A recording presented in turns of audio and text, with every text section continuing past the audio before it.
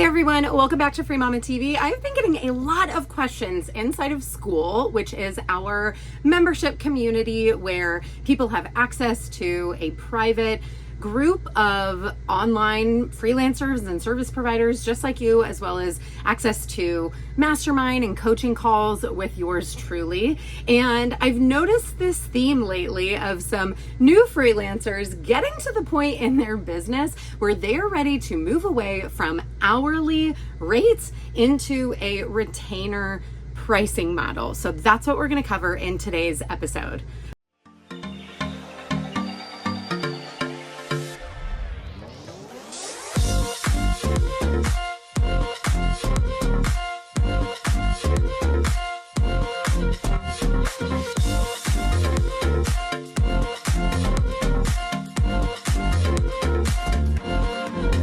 But first, I want to let you know that today's video is sponsored by Sora Schools, an amazing online school that has been perfect for our family. My oldest daughter has had incredible experiences moving away from the goal of just trying to get A's into a project-based learning approach matched with real-world scenarios.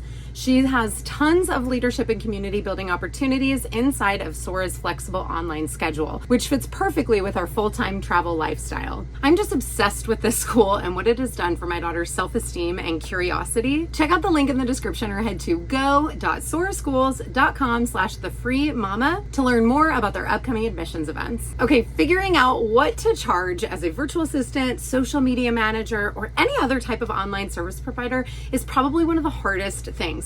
I have an entire library of pricing videos and realized recently that I have not made one specifically about how to move from hourly pricing to retainer-based pricing strategically with your existing clients. So that's what we're going to do here.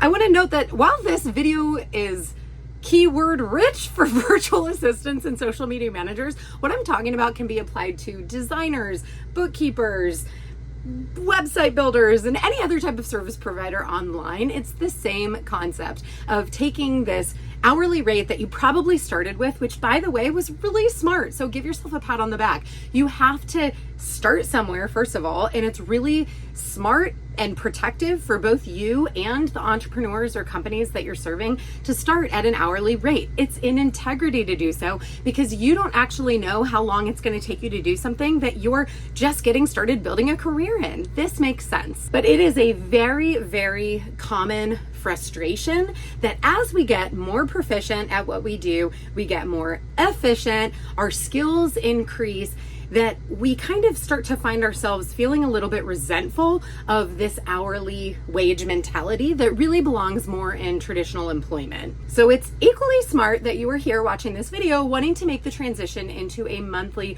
retainer. You could also look at this as a flat fee or project-based work. Now, for my virtual assistants, you'll notice that there is something being taught in a lot of the VA coaching spaces of selling a monthly package of hours.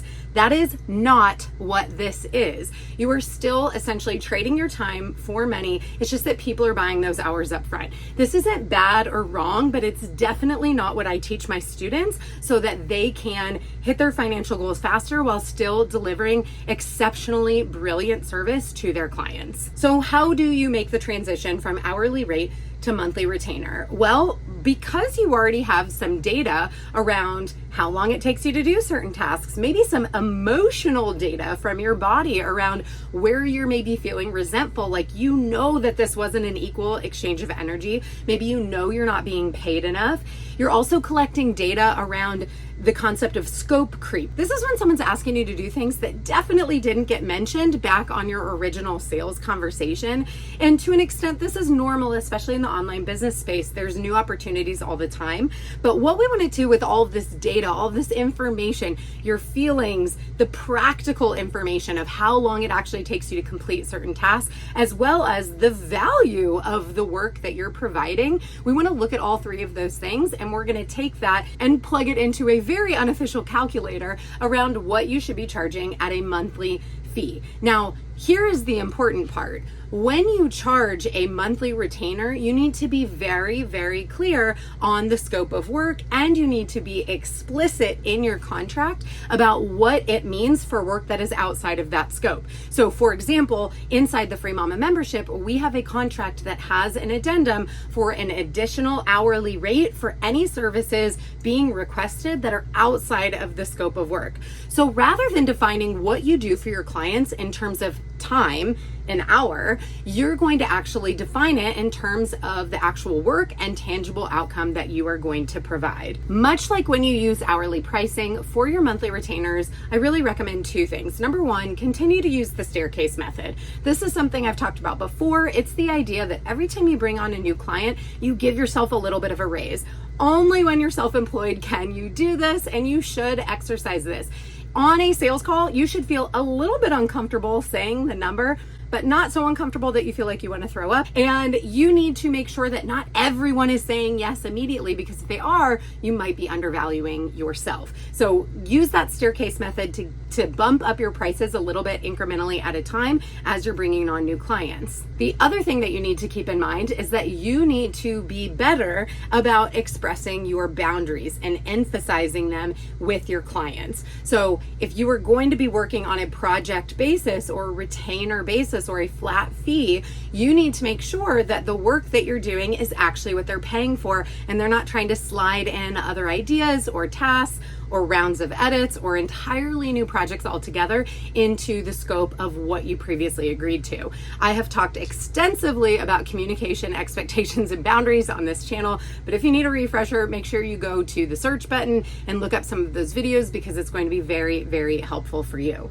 So most importantly, what does that conversation look like when you are navigating this idea of making this leap with your existing clients? Well, like any good conversation with somebody where you're doing business, you need to present it in a way that it benefits them. What's in it for them? Now, you're probably losing precious time and energy tracking your hourly rate. This is a very tedious task. I don't know anybody who actually enjoys doing it. And I think a lot of workers become resentful, ended up feeling frustrated and not trusted when they have to do this. Now, the flip side of that is that your client wants the accountability of knowing what you're doing and what they're paying for. But every single person is going to end up being results motivated. So before you go and have this conversation with your clients, you need to be honest with yourself. Are you getting them the results that you promised? Whether that is customer service and checking emails in a timely manner, or writing sales copy, or improving their online marketing presence. It doesn't matter what the result is. You need to know what their version of success looks like. Maybe you have KPIs or key performance indicators that you guys are tracking together, but you need to make sure that you are already a wow freelancer for them before you make this ask. If you're not, then it's going to be really easy for them to either feel frustrated or potentially let you go when you try to have this conversation. Once you're having that conversation, negotiating your pricing model, you need to be really confident, but again, make it beneficial for them. So why does it benefit them to pay you a flat monthly fee? Well, for starters, they'll be able to manage their expenses because they will already know exactly how much work they are compensating you for month by month. Another way that it can benefit them is that you only reserve a certain number of spots in your book of business for retainer clients, and you emphasize to them that these are your priority clients. This is the work you do first every day, and these are the clients that you will be most responsive to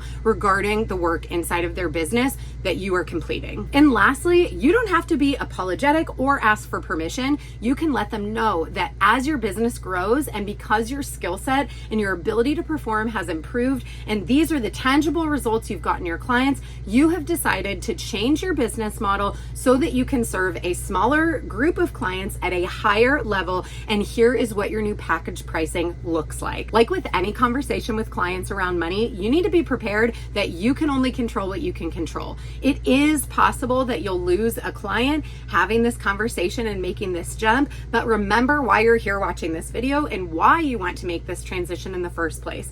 Staying at hourly based pricing for all of your clients is going to prevent you from hitting your revenue goals if you are looking to grow and create something scalable. By getting on this package, retainer, or flat rate based pricing, you are showing that you are an evolving business owner and making space for the right clients if any of your existing clients don't want to get on board.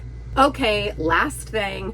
Pricing is hard. It is one of the most talked about topics inside the Free Mama Movement Facebook group and inside of my coaching community, and has been for the last 8 years. My biggest piece of advice is just pull the trigger. Just go for it. Just jump, just leap, just make up a number and get started. Again, using the staircase method, believing in yourself, and continuing to evolve your price point and listening to all the areas that we talked about to collect data before, you will eventually wiggle into your sweet spot where you are hitting your revenue goals, you feel fairly compensated, and you're enjoying the work that you do for your clients. You've got this. Do you have a question you want me to answer right here on Free Mama TV? Talk to me down in the comments below. Pricing issue, choosing your niche, mindset concern. Let me know, talk to me, and maybe we'll make a video about it right here on YouTube.